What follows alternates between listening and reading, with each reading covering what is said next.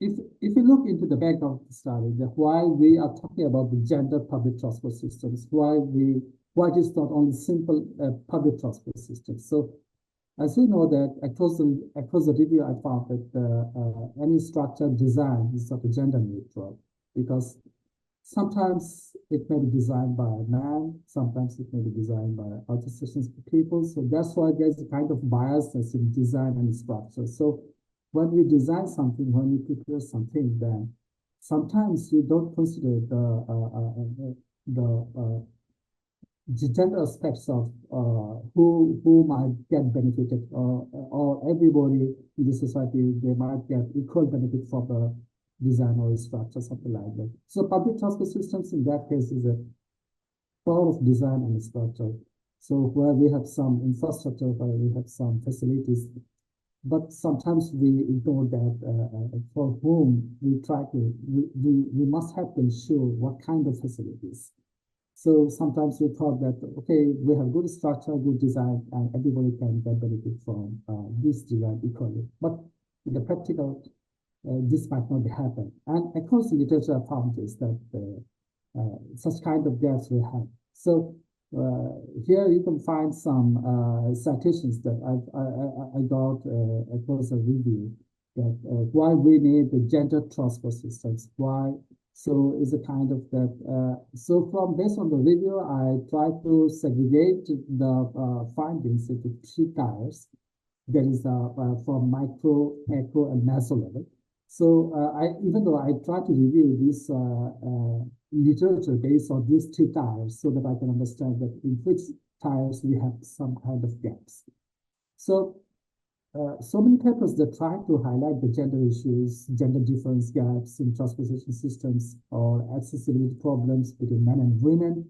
But few literatures, they literally highlight the social and cultural stigma perceptions in a very in-depth way. So I found that these invisible factors, it has some connections with the policy, with the infrastructure. So because the people who are designing transport built environment, or the policy, they're also a part of the society. They are not something like that alien. So in that case, I found that the values, the norms, the stigma that they hold in the society, certainly there might have reflections at the policy level. So I try to find out these portions very widely. So it's a kind of, I try to extend the review and try to find out from the very micro level that what are the social policy perceptions and stigma that directly or indirectly hampers women's mobility in the public transport systems. So in that case, obviously the gender transport systems, which is a very significant and time-differing topic in this present context of the globe. So as I already mentioned that I try to find out my video from three different levels, from micro level to macro level. So that's why here you can find some analysis that I got from the review process. So harassment-free and smooth mobility on public transport not only depends on the availability of the transport of the good transport environment systems. As I already mentioned that if you have good structure, it doesn't mean that you can ensure everybody's equal accessibility and safe accessibility. So in most cases, it has been shaped by social power, asymmetric gender roles, and gender stereotypes behavior that already mentioned in some review process that I found. And at the meso level, it means that the transport environment, or the settings where we get access. Yeah. So this part is considered at the meso level. So at the meso level, we also found that the gender perspective and women and girls usually widely reported fear and crimes and experiencing sexual molestations, not only in the public transport, but also social cultural framework of the patriarchal norms, gender phenomena, fear of crimes, yeah, and the male-dominated urban public professions or male-dominated public transport systems in developing countries. So such kind of scenario we found across the review process that is mostly male-dominated and male-designed structure at the meso level we found. And at the macro level, found that also similar case that is a male-dominated sector, and mostly male are dominating in this area, and they try to design the policy, transport systems related, something like that. So is a kind of the we also found that where there is a few female representatives at the policy level, there is such kind of interventions to incorporate their voice and needs and demands of the transport system. So it's a kind of still there's a gap, and we try to, and we understand that due to lack of female representative at the policy level, somehow we are not accommodating them. So in that case, there might have a gap of their voice and needs and demands. So if there's a gap in highlighting their voice and needs and demands regarding public transport systems, so ultimately, who will care? So it's a kind of that we need to explore this level, the macro level, by ensuring that that if any kind of representative from the legal bodies, we can ensure that will enhance the space of the voice and needs and demands of the female commuters in the transit policy level.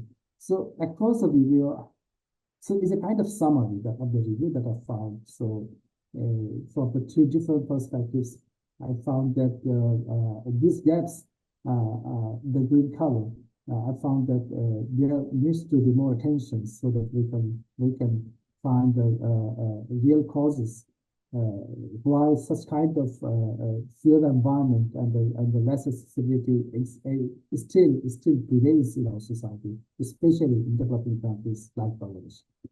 So I also did some systematic review. So this is the second part of my review. So based on this review, I also tried to find out that across the globe, in the global north and global south, how research are being conducted in this area. So here you can find the keywords that I use in the Scopus database. So there was gender, health, and urban. So when I searched these keywords during the last 20 years, I found that in most cases, these issues are being highlighted by developed countries, I mean, at the global north. And their research collaborations and their contributions and the numbers of publications is significantly shaped by the dominance of the global north. But still, there's a lack of global south. I mean, the developing countries like Bangladesh or some East Asian countries or India, Pakistan, something like that. So still, we have this kind of such kind of progress more severely, but we are not doing research, significant research to highlight our own context in the academic area. So I think in that case we have a huge potential to do some research in this sector to highlight the real causes of our limitations in public transport systems, especially from gender perspective. So as I mentioned that based on this review, we have got two publications in transport policy and also in the public transport journal, which has been published from Elsevier and Spiritual. So this review, this result of the publications helps me to framing the conceptual framework and the theoretical framework, that how can I conduct my studies. So definitely such kind of research publications assist me in what way I should follow my research conduct. So in this part, I try to highlight that my field study area. So why I select my city, the Chittagong city, is a port city of Bangladesh. So from both economical, from both social, and even though from the context of cultural, the significance of this city is very, very high. So even many industrial area, export processing zone, and so many famous school and colleges, education institutions. I mean, everything from all aspects, if we consider this city is a growing city and is expanding day by day. So you can see the map, the city expansions on map. So based on this perspective, we thought that there are some potential and the significance area that we can do research in this sector because as I brought up in my city, and that's why I know that what are the real conditions of public transport systems and how female, girls, old aged people, they are struggling in their everyday life to get access into the public transport systems because still in the city we have some basic lackings of public transport systems that we cannot ensure due to some blindness at the policy level or some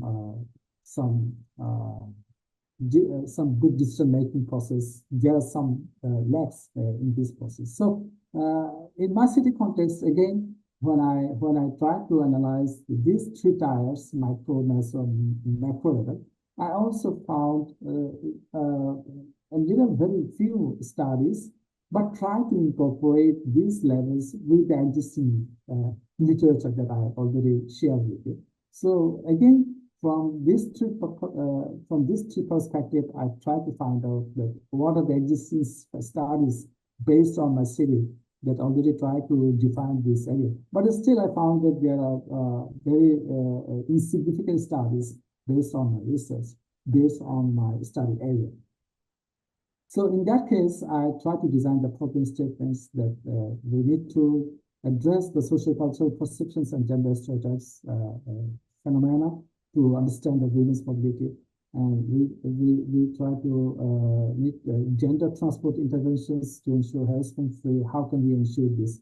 And need to redesign the policy approaches by emphasizing public transport security systems, something like that. So it's a kind of problem statement. So based on these problem statements, I try to design my 6 hypotheses.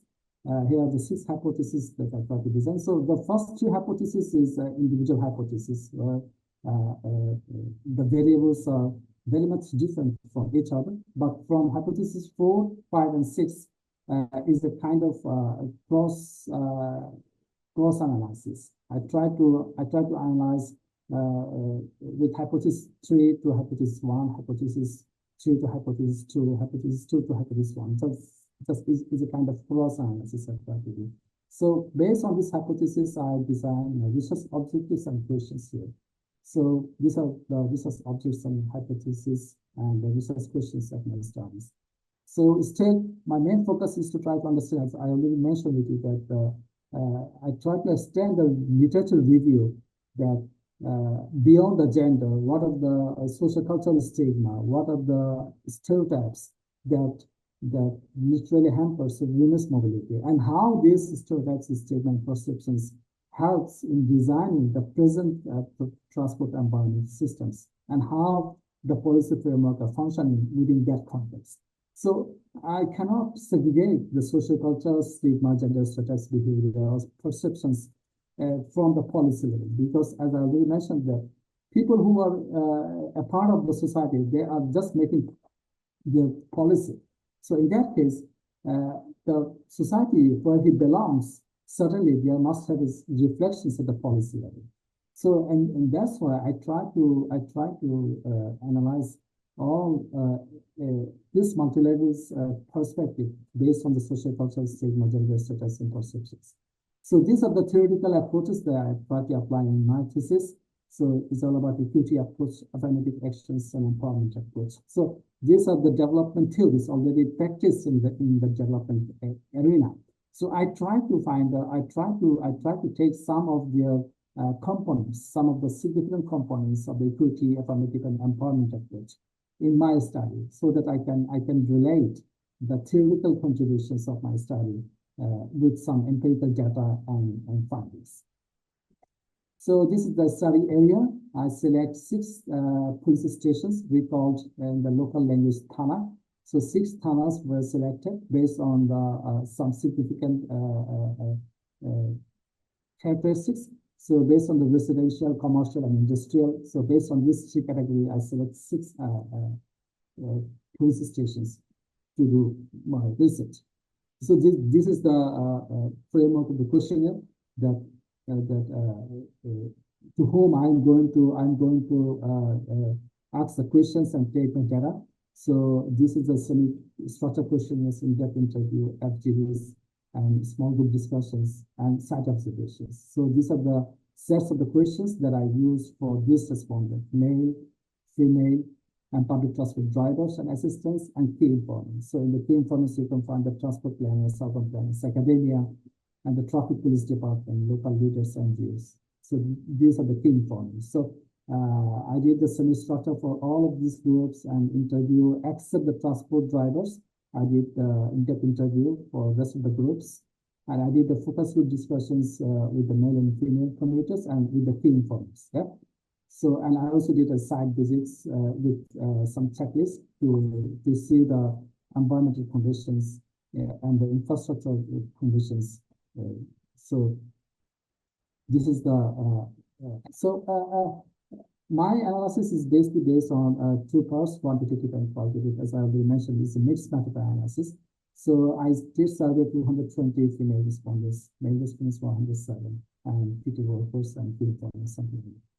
So I applied structural equation modeling. So I had 22 variables. So based on the variables, I tried to find out the linkage of three levels variables, that how they significantly impact each other and what are the levels of the significance. So this structural equation, so you can find the flow chart here, that how I administered structural equation modeling.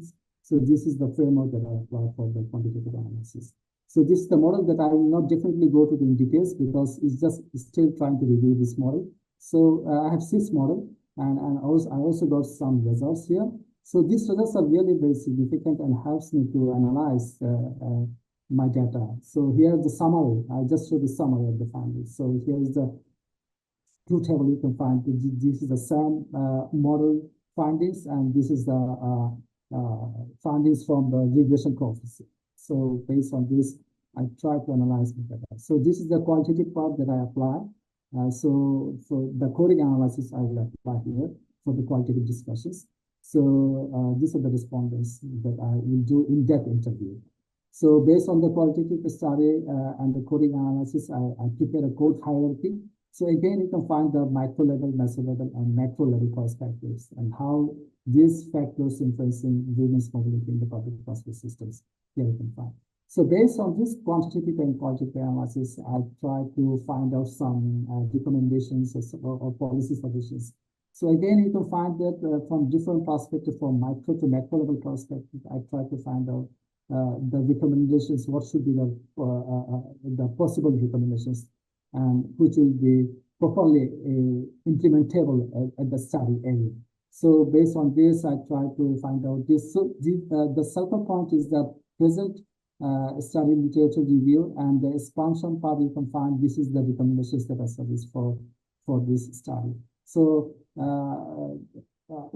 especially we need more collaborations among the stakeholders, so that I found that there's a severe lack of collaborations of the key institutions in the study area.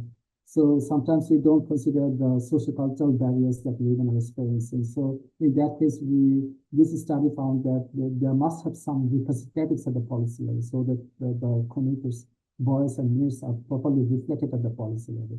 So based on this, here at the second picture, you can find that I try to ensure that what are the significant factors that will help in ensuring the PT-related mobility empowerment in the study area. So again, you can find that these are the 2 tiers: the social acknowledgement of the harassment, transformations of the systems, and implementation of the policy practice. So through these interventions, we can ensure mobility empowerment of the female communities in the study area of developing countries like Bangladesh. So I think these are the last slides of my presentations. So here you can find some references based on the studies. So thank you. Thanks again for